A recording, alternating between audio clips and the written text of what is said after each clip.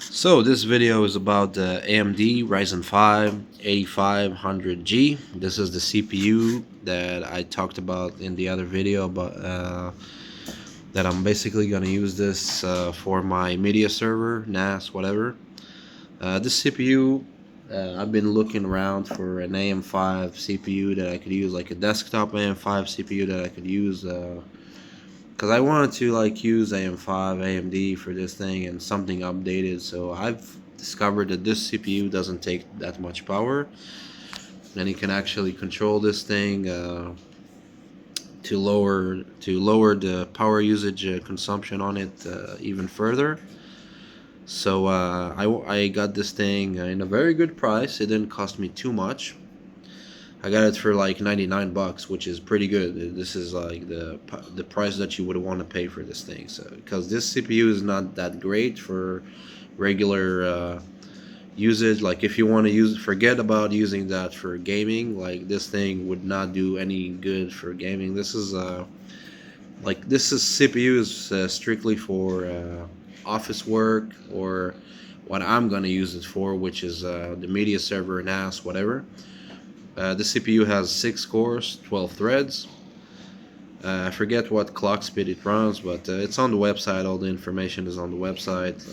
I don't need to remember that by heart. It's right there. Ignore the packing, the package right here. This is I used my Ryzen 7800 X3D tray, not tray, but that plastic covering, plastic casing here, because I bought it from a store and they gave me that CPU in like saran wrap. Like, yeah, it was really sketchy. I was like, what the hell?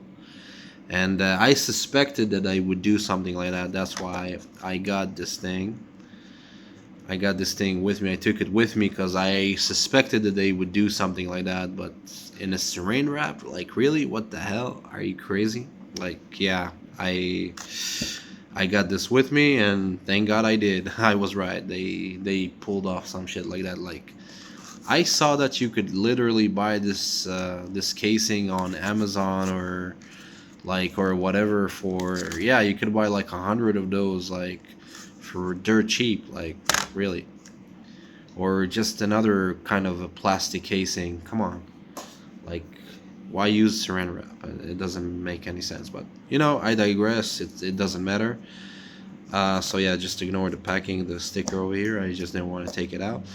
So yeah, basically, I got this thing for my media server, to upgrade my media server NAS. Yes, I know it might be too overkill for something like that, and maybe some of you like would think that, whoa, this thing would be too much power for like a media server, like a DIY home server, the media server, whatever, all that. But no, actually, no. I've seen that this thing could really get into a lower, like a really low idle consumption.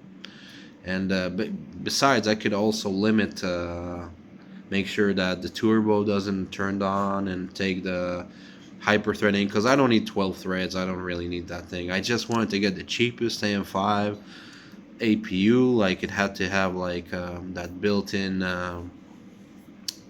like graphics, yeah, and something that I could tweak it to get to lower consumption without it, yeah. And this was the cheapest. Like, some people would say you should have gotten the 7600 or something. No, this was cheaper than the 7600 CPU. I'm telling you, like, this was on $99. The 7600 was like 130 or something. So yeah, this was the cheapest. That's what I'm trying to say.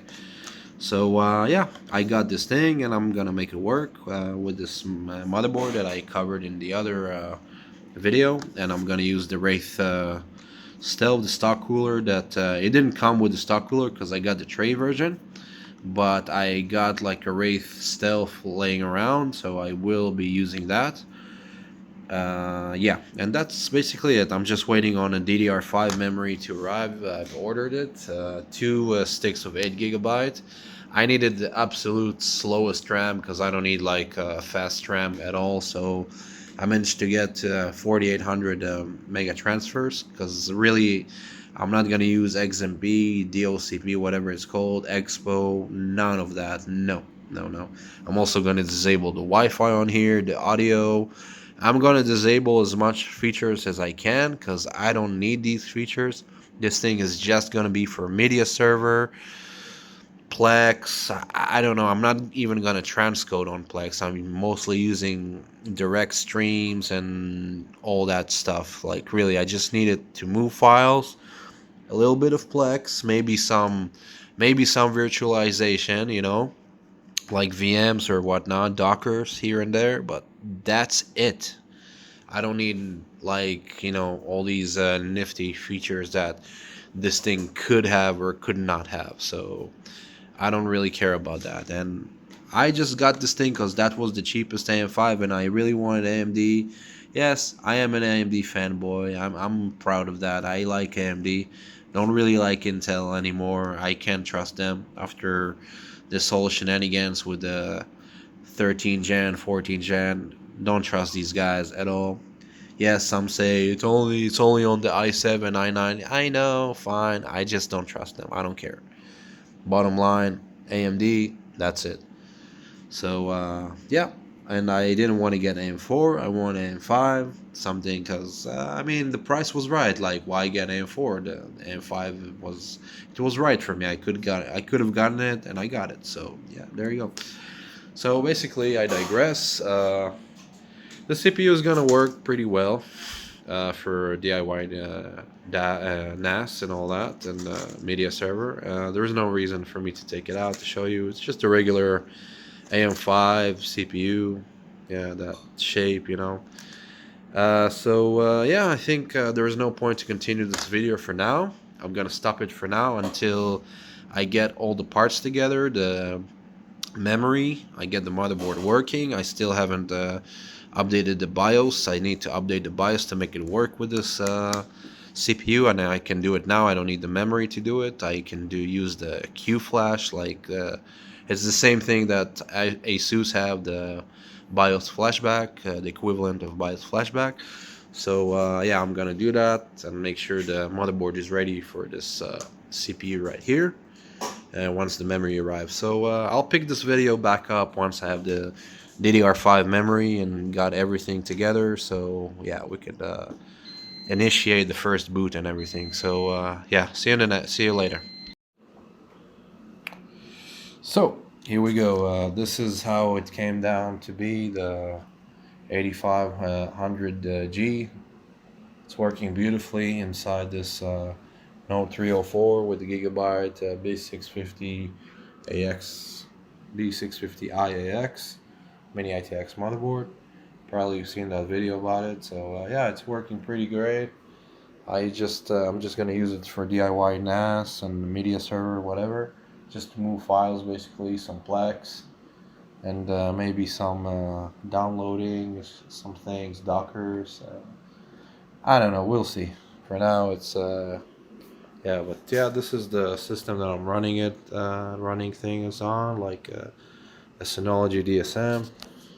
Yeah, it's pretty cool. Like I connected it to my TV as well. That way I can track it. So basically, this is the loader that I'm using, like an ARC loader. It's like an automated like loader that it basically lets you create this thing like on its own. I didn't really have to do much. Basically, did everything. So basically, you see all the specs over here. So yeah, that's pretty much it. Like the 8500G, blah blah blah, all that good stuff. And yeah, I'm pretty satisfied with this thing. It works pretty well, and I disable the like hyper threading stuff on it and the turbo on the cores and all that, so it won't consume that much energy because I don't really need all that performance stuff. So yeah, it's gonna do just great. So anyway, I'm just gonna close this video off. If you enjoyed this one, make sure you stay tuned, and yeah, I'll see you in the next one. Bye bye.